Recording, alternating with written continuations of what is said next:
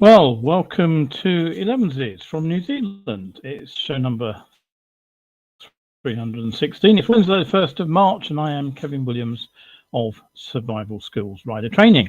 And apologies for the lighting, which is slightly odd tonight due to the fact the lights are behind me.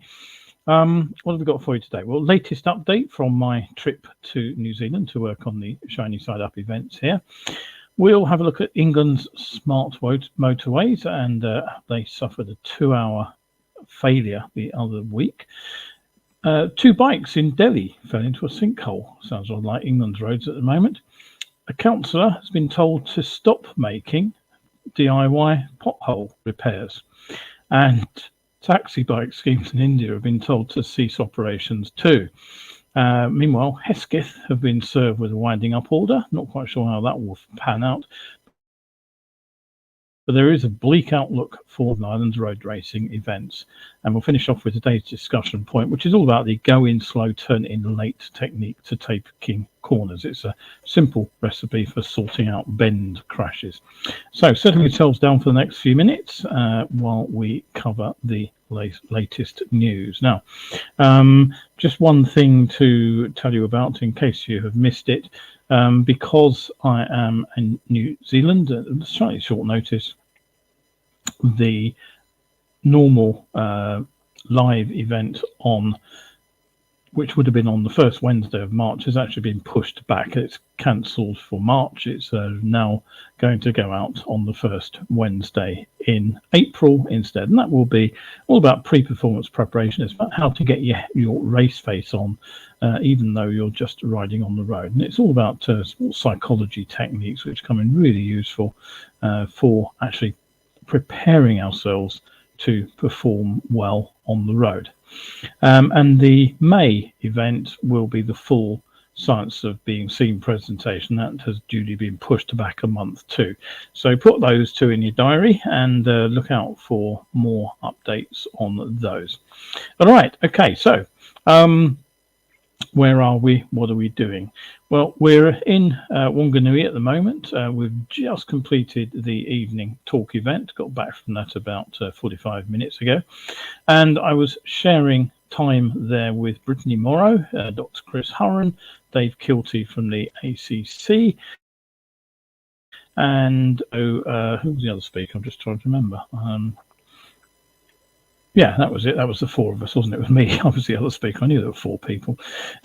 We also had Dave Moss turning out to do some answers on bike setup, and a lady from the local Wakatui, that's the NZTA, was there. And we also had Ross from Two Ball Bikers, who are the local Ride Forever training provider. So that's the second in-person event I've managed to attend. We also did the full-on bike show down at the Kapiti site, which is about 25 minutes north of Wellington. That was a lovely day, apart from a 25-minute downpour, which was a bit of a soaker. But yeah, it was a good day out. But we were very well attended tonight at Wanganui. It was very, very good to see. Virtually every seat was full, and there were people actually standing at the back at one point. So very, very good to see everybody there, and some fascinating stuff as well from the other speakers. Right, so tomorrow we are off at the crack of dawn. We're off to Rotorua, which will be our next talk event. And then we progressively head up further north in the North Island.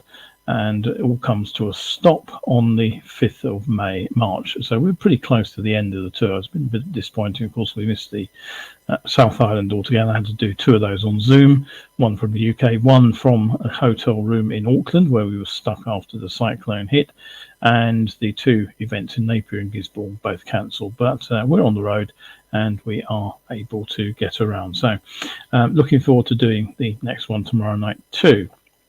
So on with the news. Well, over the 300 odd shows that I've actually broadcast, one theme that's cropped up repeatedly is the debate over the safety of the UK's so-called smart motorway system.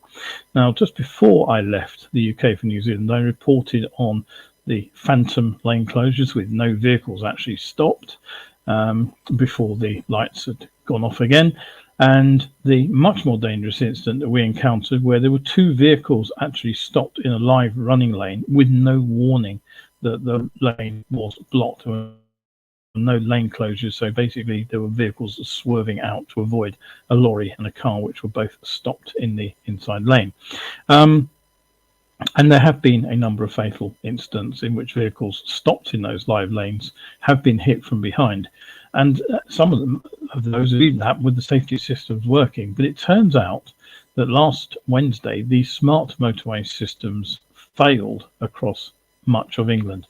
Now, National Highways has admitted the Dynac system, which relies on their stopped vehicle detection technology to trigger the red X warning sign and to close those active running lanes that are blocked. That stopped working at around 8:30 a.m. on Wednesday, so basically the tail end of the rush hour. The fault occurred across the whole of England's smart motorway network. The only areas that weren't affected were in the east and the southeast. And it took approximately 2 hours to resolve the fault. It wasn't until 10:30 a.m. that the system was running again. And the cause of the problem was, as I wrote this piece of news, under investigation. Now, the AA President Edmund King claimed that drivers in vehicles that had broken down in live running lanes during that period were sitting ducks.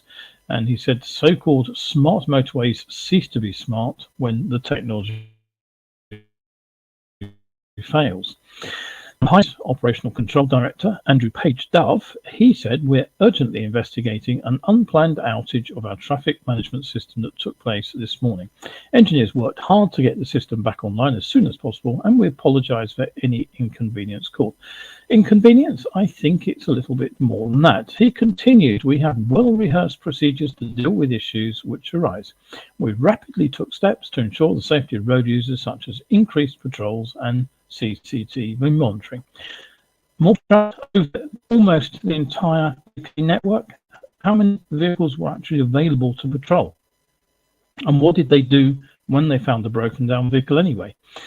And frankly, if they can't turn off signs which are no longer needed because there's not actually an incident taking place on a lane, and they can't turn on the ones that are really needed when the system is actually working properly, I really have very little confidence that they can manage a response that was anyway appropriate or adequate to deal with this real emergency.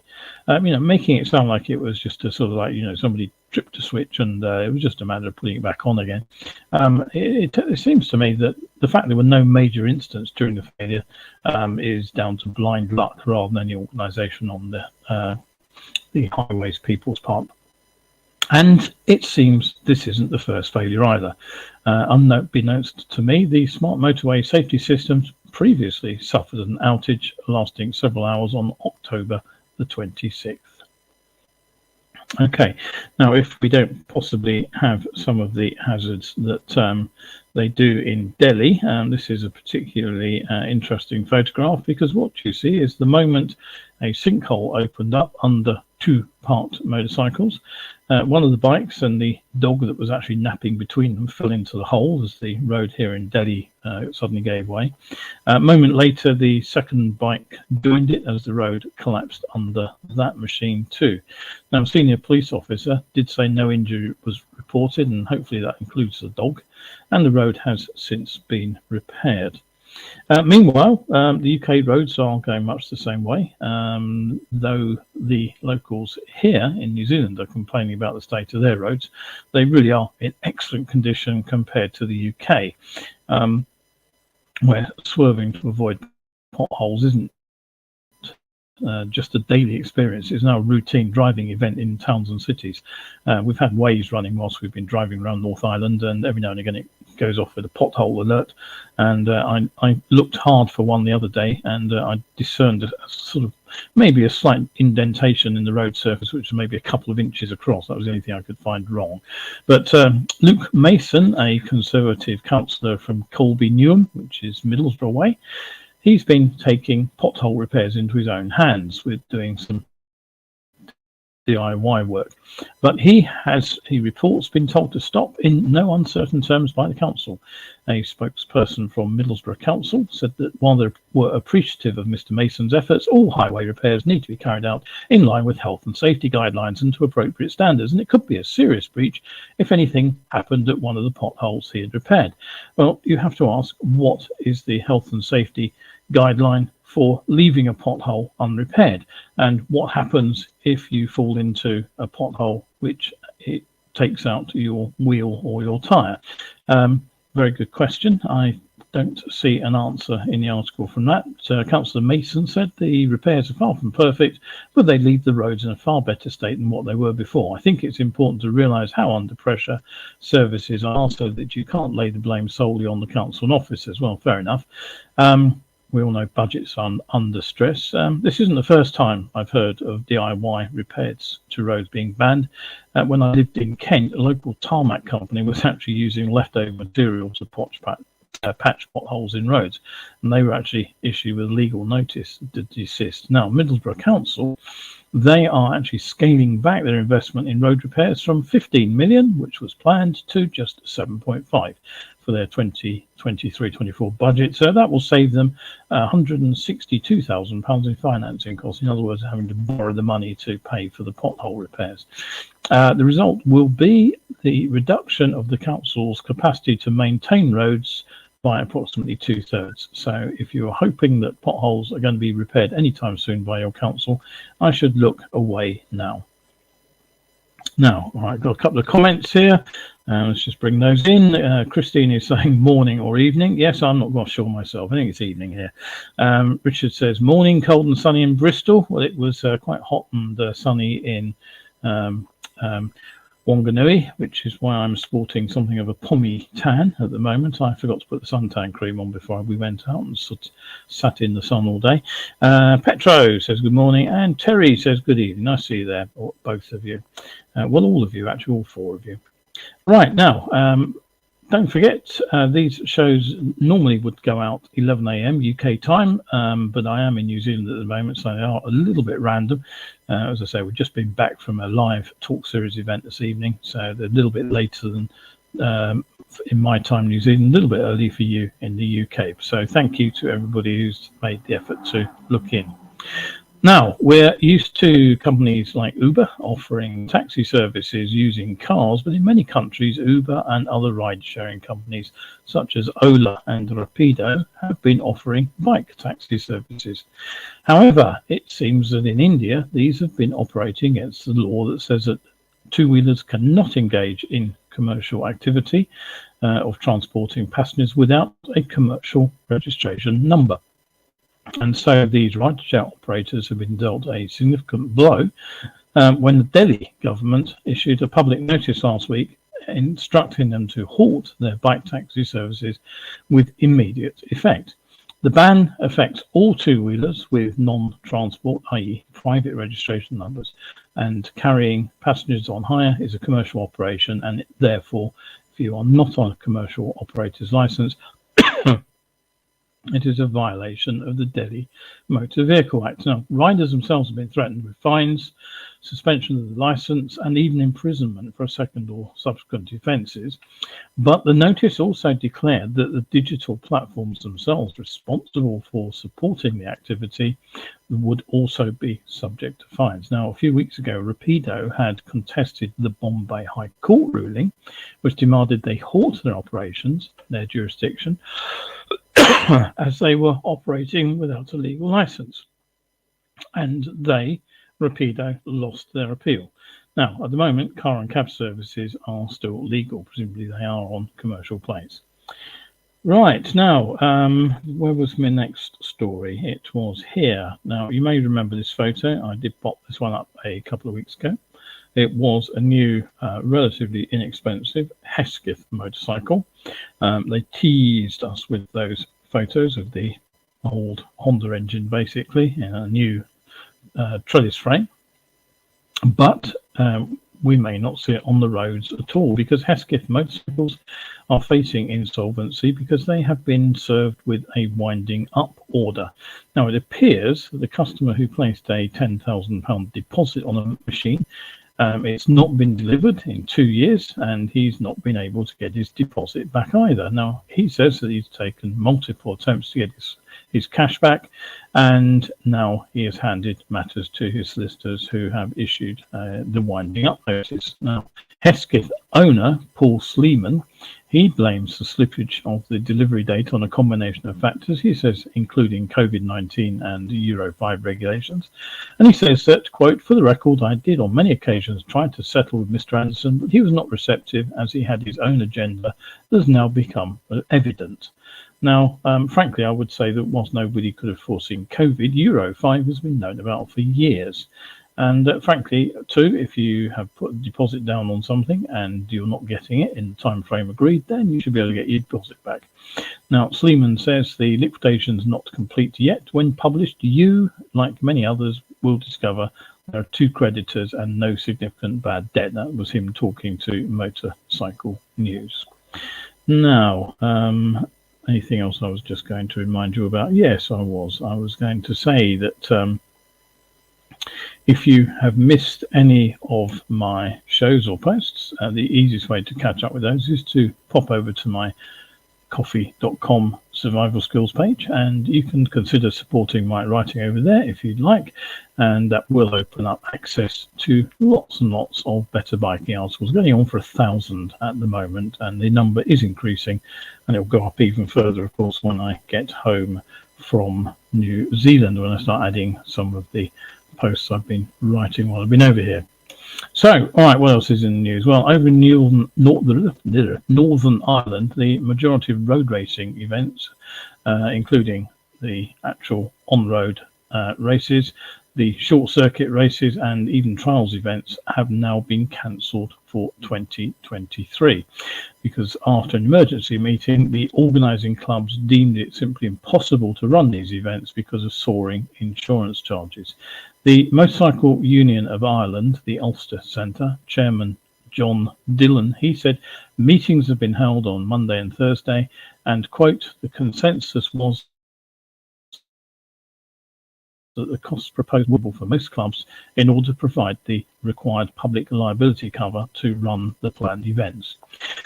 Now, right now, the cancelled events include the Cookstown 100, the Tandragee 100, the Armoy Race of Legends, the Ulster Grand Prix, which is one of the flagship events out there, and the Sunflower Trophy at Bishop's Court. The Ulster Superbike Championship, which I believe is an on-circuit, closed circuit event, that's also amongst the events which won't take place. Now, the situation has been described as an absolute disaster, as the cancellation, of course, doesn't just affect the racing and the spectators, but also the many traders who actually rely on the events for, considerable numbers of sales throughout the year. Public liability insurance covers the injury to people and the damage to property, and the costs have risen dramatically. And the increased costs are being blamed on instability in the insurance market and the number of claims in the sport generally. Now, sadly, there were 6 deaths at the Isle of Man TT last year, and there was also 1 on the Irish racing circuit. So the fact is that the cost for public liability insurance has almost trebled since last year, is now said to be upwards of £400,000. The organisers of the Northwest 200, which is the biggest of all the street racing events in Northern Ireland, are still hoping that it can go ahead. And the Motorcycle Union of Ireland, Ulster Centre, have also launched a GoFundMe crowdfunding page. They are asking fans to donate, and they do hope that the year's racing can still be salvaged. Now, as of a few days ago, they managed to get around £85,000 in donations of a £300,000 goal. Now, former road racing champion Philip McCallan, he says the sport has to be modernised if it's to survive, and that spectators have to be charged access to the circuits to raise funds to cover the insurance costs. Talks involving insurance companies in London and international companies are said to be ongoing, and there was also the possibility of extending council's public liability insurance. You said, well, that sounds a bit awful to me, but hey, what do I know? The public roads racing scene on both sides of the Irish border is actually a unique part of the sporting culture there, and the history goes back well over 100 years, and it does generate significant income for many of the communities where the races happen. The Northwest 200, for example, generates around £16 million for the local economy, so it will be a big hit for the locals if it doesn't come off. All right, okay. On to the final point for this evening, and this is something that I have noticed, possibly because I've been driving a car rather than touring the island on a bike, as I did on my 2 previous trips here. But as we've been going around the North Island of New Zealand, I have been aware of how many riders here in New Zealand are actually using pretty poor cornering lines. And looking at the machines involved, many of them are not cheap bikes. They're 40, 50,000 New Zealand dollar Harleys and BMWs. So it doesn't seem to me like the riders are actually short of a bob or two. So why is it that these riders, who clearly take a pride in their bikes, are often spotless, in perfect condition, but why don't they take so much pride in their riders, their riding? I really don't know the answer to this. And as part of the presentation I've been doing over here, I have been suggesting that there are 4 types of error. There is a lack of technical skill. If you're saying I can't do, or I wasn't able to, when something goes wrong, then that's a big, locking the wheels on hard braking, or not understanding counter steering, which I have to admit some seriously experienced riders don't. Then there's a lack of knowledge. When we say things like I didn't know, I didn't realize, no one told me, we're exposing a lack of knowledge, a lack of understanding of issues. One of the things I talk about regularly, of course, are vision blockers, and something else I explain on my training courses in person are how to use road signs to help you identify hazards on the road. A surprising number of riders really don't pick that information up. Another failure is assuming that other road users will do what we want them to do. Now, if we're saying things like I expected, he or she should have, they shouldn't have, then it's basically it's an over reliance on rules. It's an assumption that others will keep you safe. And then there's a lack of situational awareness. This is where we're saying I didn't see, I didn't anticipate.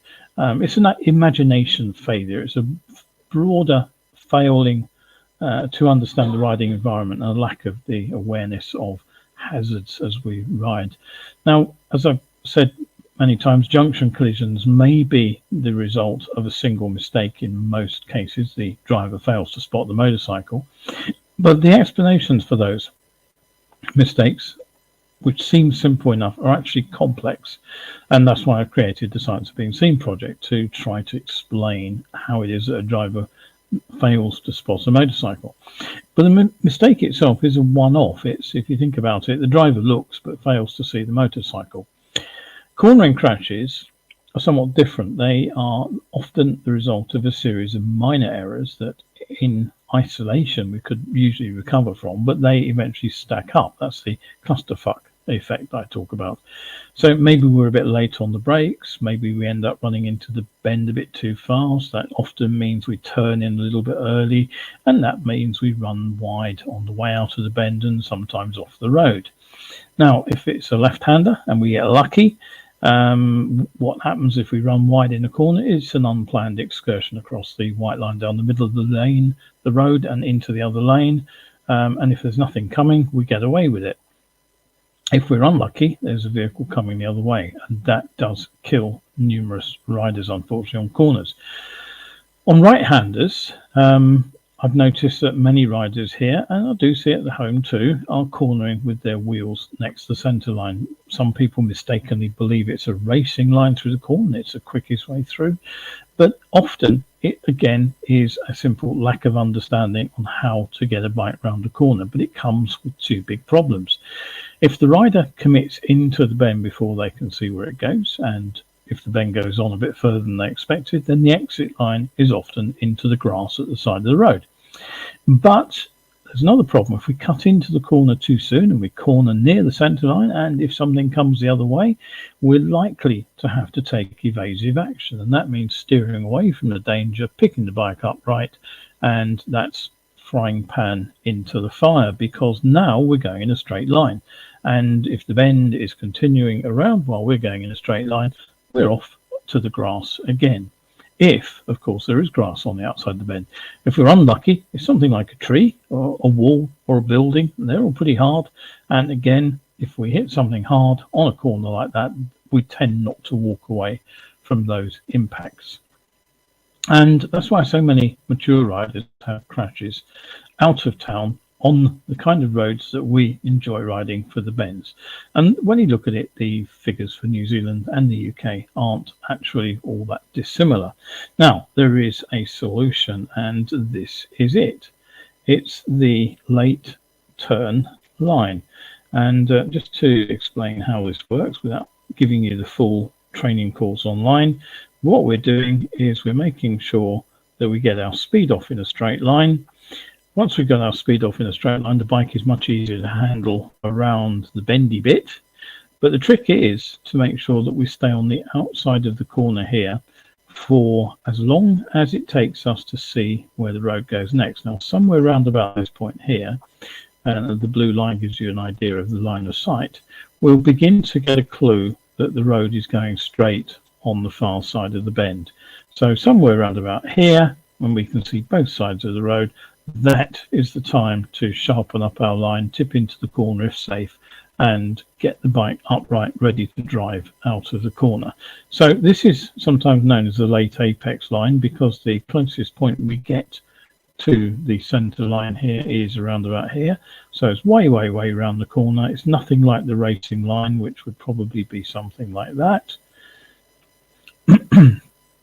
And it keeps us well away from the centre line until we can see where we're going. And if there is something big coming the other way at this point, well, you just stay out, ride, and you just follow the outside of the corner. Much easier. So it's simple enough, and the same applies if we're coming into a left-hander too. Again, the trick is to stay out wide all the way through the corner till you get to about here. That's when you get a clue that the road is straightening out, and then you can tip in.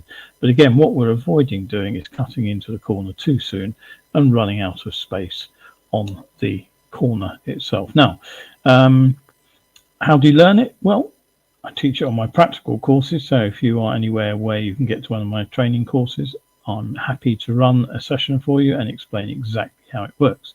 If you can't get to me in person, then maybe you can sign up for one of my online coaching courses where I can spend an hour with you talking about this technique and how to use the slow in late turn line. And if you're in New Zealand, pop along to your local Ride Forever provider and you can learn better cornering here too. Cost? Well, I mean, compared with replacing your bike or the worst, dealing with the after effects of bad injury, it's peanuts. Right, okay, so that is today's show over and done with. A little quick fire one. Thank you very much, everybody, for looking in. I hope I'll be able to do one on Sunday. I believe we're doing another evening event, so it could be a little bit on the late side for me in New Zealand. I will see how I get on with that. I'll let you know on Sunday whether the talk is going to happen or not. Anything else to say? Not really. I think that's it. So, yeah. From me, Kevin Williams of Survival Skills Rider Training, thank you very much indeed for looking in. I hope you enjoyed the show. Do let me know in the comments if you've got anything to say about anything that I talked about. Always happy to hear that. And hopefully see you for the next show, which with a bit of luck will be on Sunday.